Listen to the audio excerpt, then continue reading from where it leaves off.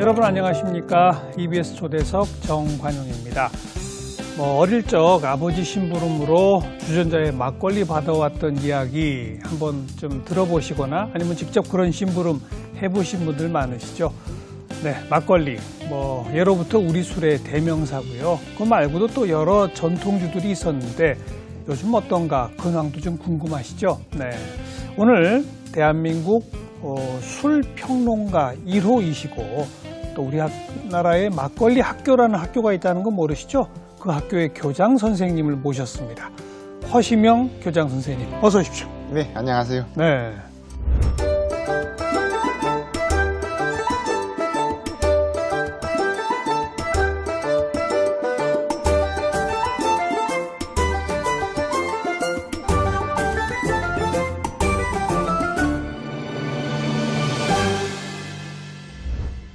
술평론가 1호 맞아요?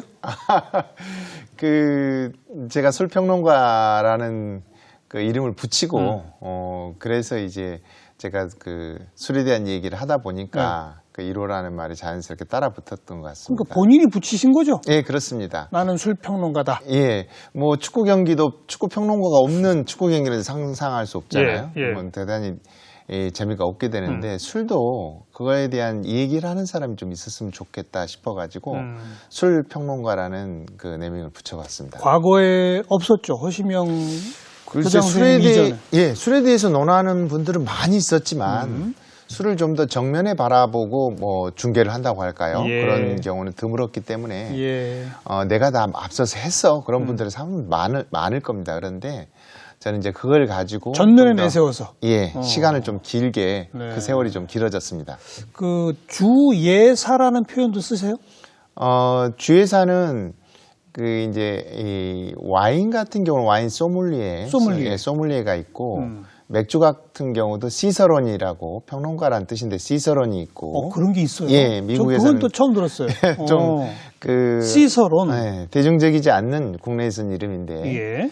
일본 같은 경우는 이제 키키사케시라고 해서 그건 외정시대랄지 사케 감별사 그렇죠. 이런 이 직업군들이 존재하죠. 그런데 이제 전통주에 대한 관심이 높아지면서 전통주 소믈리에라는 표현을 쓰고 있습니다. 우리나라의 전통주 소믈리에. 예, 그런데 이제 좀 낯설잖아요. 그래서 우리 이름으로 좀 만들어 보자 이렇게 해서 한식진흥원하고 같이 이렇게 공모를 해가지고 이름 공모를 해서 학예사처럼 주예사라는 이름을 붙이면 어떻겠는가. 그렇게 해가지고 그 교육을 한 4번 정도 4년 차까지 이렇게 해서 술에 대해서 조금 논하는 사람들의 이 집단이라고 할까요? 그거 이제 주점 창업을 할 수도 있고 어디 가서 요리하시는 분들은 덧붙여서 술을 얘기할 수 있는 그런 직업군들을 만들려는 노력을 하고 있습니다. 거기서 이제 주예사라는 표현을 쓰고 있습니다. 그 주예사 양성 교육을 또 직접 담당하셨고 저희가 하고 있습니다. 그럼 거기서 무슨 자격증도 주나요? 자격증까지 이제 수료증 정도를 주는데 이제 이걸 국가 자격증으로 이제 만드는 노력들은 시간이 좀 더 필요한 것 같습니다. 그리고 주예사라는 게 좀 더 공공의 자산으로 될 수 있도록 좀 더 널리 퍼지는 작업들이 동반돼야 그 이름이 유통될 수 있을 것 같습니다. 네. 그러니까 술 평론가 1호이시고 주예사 양성 교육기관에 교육 담당하고 있습니다. 담당하고 계시고 막걸리 학교의 교장 선생님이시고 그죠? 예, 그렇습니다. 막걸리 학교는 언제 만들어졌죠? 막걸리 학교는 2009년에 2009년 그 무렵은 막걸리에 대한 관심들이 언론 또 해외에서 오는 여행객들 그리고 이제 양주장들의 어떤 스스로의 어떤 재해석 이런 작업들이 이루어지면서 막걸리 붐이 일었죠. 무슨 계기가 있어서 2009년에 그런 붐이 일었어요? 2009년에는 2008년 말에 이 일본 관광객들이 이제 이 국내 일본 내에 관광을 하는 것보다도 한국을 관광하는 것들의 가격이 훨씬 더 그 국내 여행이나 한국 여행이나 이렇게 거의 같은 그런 수준의 그 환율이 그렇게 되면서 한국으로 관광객들이 많이 옵니다. 그러면서 그전에는 이제 김치 또 한국의 어떤 비빔밥 이런 컨텐츠만 소비했다고 한다면 새로운 관광객들이 들어오면서 새로운 컨텐츠, 한국 문화 컨텐츠를 찾기 시작했던 거고, 그때 막걸리가 그 매력적으로 다가갔고, 그게 우리를 다시 보게 하는 어떤 네. 임계점을 넘게 하는데 약간의 기여를 했다고 보고요. 일본 관광객들이 막걸리를 관심을 가졌죠. 찾았군요. 그래서 서울 시내에 어떤 일본 관광객들이 머무는 그 호텔 주변의 마트에서의 막걸리 판매량이 많이 늘어났습니다. 그래서 우리를 좀 다시 보게 되는. 네. 그러니까 우리 땅을 외국에서 독도 같은 경우도 그냥 우리 거라고 했으면 관심을 두지 않았을 텐데,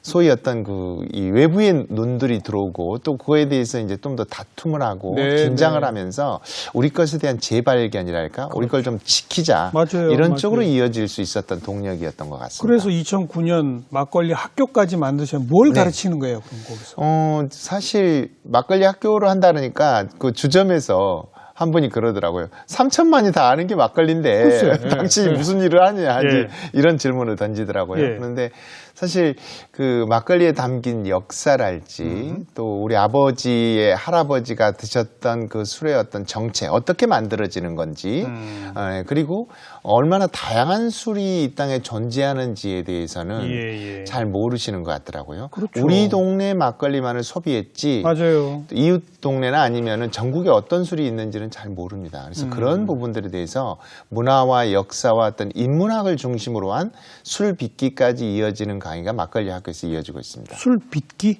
예. 직접 직접 빚습니다.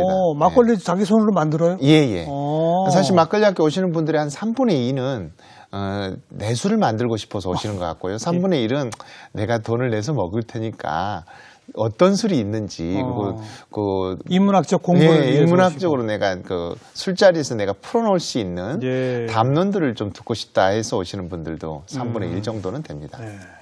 술 잘 드세요? 술하고 친합니다. 그러니까 친하다는 얘기는 네. 잘 드신다. 네, 술을 저는 하루에 한 3번 정도 먹을 기회가 있는데 하루에 한 번만 먹는 걸로 생활 수칙을 가지고 있습니다. 3번 먹을 기회가 있다는 건 무슨 말이죠? 사실 저를 찾아오는 사람들은 좋은 술을 찾아서 오는 거여서 당연히 낮이든 오후든 오전이든 알겠어요. 술과 함께 이 얘기를 풀어내고 있고요. 그런데 한 번밖에 안 드신다? 예, 저는 이제 한 번 정도만 그 얘기는 마시고, 매일 드신다? 예, 그렇습니다. 양은? 양은 술을 잘한다 하면 이제 양을 측량하시는 것 같은데요. 제가 가지고 있는 술은 한 3잔까지 먹으면 맛이 첫 잔의 맛과 두 번째 잔과 세 번째 맛이 달라집니다. 그런데 네 번째부터는 맛은 동일한 것 같습니다. 그래서 한 석 잔 정도 한 술을 즐기더라도 그 정도를 즐기면서 제 생애 술은 거의 먹을 수 있는 술은 다 마신 것 같아요. 그래서 절제를 하고 있습니다. 네. 그래서 3잔 정도까지만 하신다? 3잔 정도까지. 요즘은? 예. 옛날에는 뭐 많이 드셨겠지. 예, 친한 친구가 있으면은 이제 밤새서 마시게 되고. 네. 그렇죠. 어쩌다가 이 세계에 이렇게 들어오신 거예요? 원래 기자 출신 아니세요?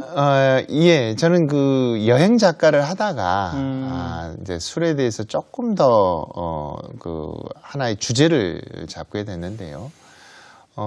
사실 여행은 경치가 좋은 곳을 찾아가게 되는 거고, 예. 경치 좋은 곳은 산이 높고 뭐 계곡이 깊고 해서 물이 좋은 곳이, 사실 환경이 잘 갖춰진 곳이 또 그 경치 좋은 곳이죠. 그렇죠. 그러면 물이 좋으면은 당연히 술이 좋을 게 아니겠는가라는 가설을 잡고 이 여행을 떠나서 그 어느 양조장에서 술을 구해서 가장 경치 좋은 곳에서 술 한잔 하면서 글을 쓰는 것. 그럼 글이 절로 나오겠다 싶었는데. 기가 막히네요. 예, 사실 그런 가설을 했는데 실제 그렇게 되더라고요. 그래서 멋지게 단순하게 책 한 권 정도 한번 연재 한번 하고 빠져나오려고 생각을 했었는데 자꾸 잡아가지고 사람도 잡고 술도 잡고 해가지고 이 길의 어떤 전문가가 됐습니다. 어느 고장에 가면 경치 좋은 어디가 있는데 거기 갈 때는 그 고장에 어느 술을 들고 가야 하고 뭐 이걸로 이제 글을 쓰기 시작하셨다. 예, 그렇습니다. 우리나라에서 나는 술 가운데는 맛보지 않은 술이 없을 것 같아. 그죠? 예, 뭐 자기 이름을 얻은, 그러니까 사실 명주라고 한다면 그 자기 출신 지역이 있습니다. 지역에 기반이 되지 않는 술은 어떤 술도 명주라고 부를 수 없고요. 그런 명주는 존재하지 않습니다. 그러니까 그 어느 지역에 어떤 농산물을 가지고 누가 빚었나라는 것들에 대한 구체적인 이야기를 갖고 있어야 명주가 되는 때문에 그 명주를 찾아가면 지역 이야기를 끌어와야 되는 거고 거기에서 누대로 아니면은 적어도 평생토록 그 술을 빚었던 누군가가 존재합니다. 그렇겠죠. 술은 보통 그 세대를 건너가고 외국에 보면은 몇백 년 된 양주장도 존재하는 것처럼 우리도 명인으로 지정된 분이랄지 하는 분들은 가게의 내력을 가지고 있어서 거기에 많은 이야기가 있어서 듣다 보면은 한 1박 2일은 인터뷰를 해야 됩니다. 네. 프랑스에는 와인, 일본에는 사케, 또 뭐 중국에는 백주, 뭐 이렇게 다 그런 게 있잖아요. 그럼 우리나라엔 뭐가 있다고 말해야 됩니까? 그런 기준으로 보면. 일단은 한국을 대표할 수 있는 적어도 그것이 글로벌한 어떤 시장 속에서 어느 정도 영향력이 있나를 차치해주고 두고 한국인들에게 그 넓은 공감대를 가지고 있는 것은 막걸리라고 보여집니다. 막걸리죠. 그런데 지금 제가 얘기한 와인, 사케, 중국의 백주 뭐 이런 거에 비해서 막걸리는 그냥 우리만의 술이죠. 세계화되지는 못했죠. 그렇죠. 앞서 술들은 이제 완전 세계화의 길로 갔고요. 막걸리는 이제 그걸 준비를 하고 있는 중이죠.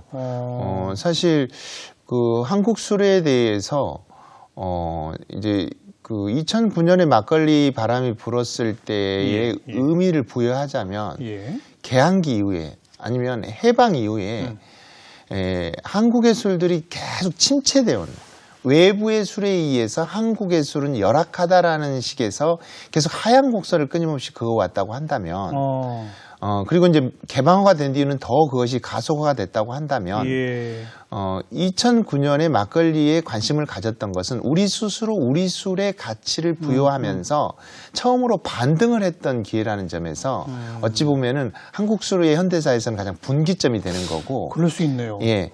그 전에는 다 뭐랄까 무시만 당해왔다 할까요? 아니면 편하게만 대해왔다고 한다면 우리 술의 가능성들을 이제 보면서 문화와 함께 우리 술에 대해서 해석하는 동기는 이제 10년밖에 되지 않았다고 보는 거죠. 그런 점에서 왜 우리는 이렇게 더디냐랄지 왜 우리는 조금 좀 디자인이랄지 포장이랄지는 약하냐 이런 부분에 대해서는 뭐 이제 충분히 그런 일을 할 수 있는 시간이 됐다. 이렇게 보면 좋을 것 같습니다. 좀 거슬러 가보면 지금 말씀을 듣고 나니까 조선시대까지는 전 서민들의 뭐 막걸리 또 그걸 이제 내린 술이라고 하는 뭐 소주 뭐 전통 소주 뭐 이런 것들 여러 설들이 전통주가 있었겠죠. 그러다가 일제시대 되면서 이제 일본 뭐 사케도 좀 왔을 것이고 개항 이후로 이제 막 물밀듯이 맥주, 위스키 뭐 등등 막 다 오면서 말씀하신 대로 우리 술의 침체, 외부의 술에 의해서 그런 역사를 겪었다 이거잖아요. 그렇습니다. 근데 그거는 일본도 프랑스도 다른 나라들도 다 그렇지 않나요? 근데 왜 우리는 그렇게 외부 술이 오면 우리 술은 가라앉고 외부 술로 그냥 지배적인 역사를 거쳤을까요? 이 조선시대들을 보면은 양조장이 없었습니다. 그러니까 술이 지금은 이제 양조장에서 생산되는 술을 소비하지만 조선시대에는 집에서 다 술을 빚었고 그냥 집집마다 그다음에 주막이 있었고 주막에 가면은 뭐 음식을 먹으면 술이 있고 잠자리는 그냥 돈 내지 않고도 잘 수도 있는 그런 구조 속에서 동네 중심 주막을 중심으로 한 그 술의 유통 구조였다고 한다면 개항기 이후에 이제 일본의 거류민 집단이 생겨나고 또 1910년 이후에는 조선 총독부 주도로 양조장을 양성을 해서 거기서 주세를 이렇게 걷어서 통치 자금으로 쓰는 그런 순환 구조의 통치 순환 구조 속에 양조라는 것을 집어넣다 보니까 그럼 양조장이 처음 만들어진 게 일제에 의해서예요? 개항기 이후에 기록에 하면 이제 이 1880년대 이제 부산에서 일본이 양조장을 만들었다 이런 얘기를 하는데 물론 양조라는 형태와 술을 판매하는 건 서울에서도 이루어졌고 뭐 고려시대도 이루어졌고 하지만은 산업으로서의 안정된 그 양조장이 우리 사회 속으로 수렴이 된 건 개항기 이후라고 봐야 되는 거죠. 그러면서 세금 목적으로 체계화시킨 거군요. 이제 이 1909년에 주세법이 생겨나면서 통치 자금을 마련하기 위해서 이제 주세법을 만들고 양조장을 관리하면서 1930년대에 이르면은 전체 국세의 30% 정도가 주세가 됩니다. 그러니까 국가를 통치하기 위해서는 술 단속을 철저히 해야 되는 거죠. 그러니까 그 말씀은 세금을 걷는 양조장만 술을 빚게 만들고 집집마다는 못 빚게 해야 이제 생산량이 양조장 생산량이 늘어나면서 세금을 걷는 양도 늘어나는 그런 상황이 되는 거죠. 그런 어떤 권력의 그 통치 자금의 어떤 수단으로서의 술들이 이어져 왔던 것이지. 그 시작이 일제 시대였군요. 예, 그렇습니다. 저는 우리 배고파서 먹을 쌀이 없어서 그래서 막걸리 못 빚게 박정희 정권 시대 때 한 걸로 알고 있었는데 그게 아니네요. 역사가 더 오래전이군요. 대한민국 정부가 수립되고는 이제 1949년부터 우리 기준의 어떤 주세법을 만들었지만 또 독자적인 주세법을 만들 겨를이 없기 때문에 강점기 때 있었던 세법을 그대로 가져와 가지고 적용을 시켰던 거죠. 그렇기 때문에 현대사회에 와서도 어떤 술을 바라보는 것을 문화로 바라보는 인식보다는 쌀의 농산물의 수급 정책에 풍년이 들면 이걸로 술을 빚어라. 흉년이 들면 술 빚지 마라. 이런 어떤 곡물 정책의 일환으로서 술을 다뤄왔던 거고 지금도 시선은 마찬가지입니다. 알겠습니다. 그처럼 농산물 수급, 세금 이런 체계로만 술을 바라다 봤다. 그래서 개항 이후 외부 술에 의해 우리가 주저앉을 수밖에 없었던 이유가 여기에 있는 거예요? 사실 서민들이나 대중들은 그전에 막걸리랄지 전통적인 집에서 빚어온 술들의 흐름 속에서 그 술을 소비를 했던 거죠. 그렇지만은 상품화된 거랄지 특화되는 것들 대표 술들은 대체적으로 일제 강점기에는 이제 일본의 사케가 좀 더 우위를 점하게 되고요. 다른 어떤 건축이나 또 의류업이나 이런 많은 서구에서 들어오는 기술들이 일본을 통해서 들어오게 되면서 양조장의 용어들도 일본식 용어들이 더 강해지고 좀 더 먼저 연구 개발을 했던 기술들이 그냥 수입에 의해서 그게 이제 압도를 하게 되는 상황이 됐고요. 그러다 보니까 조선시대부터 있어 왔던 전통적인 것들에 대한 우리가 연구하고 개발하고 그걸 창의적으로 해석하는 노력들을 못했죠.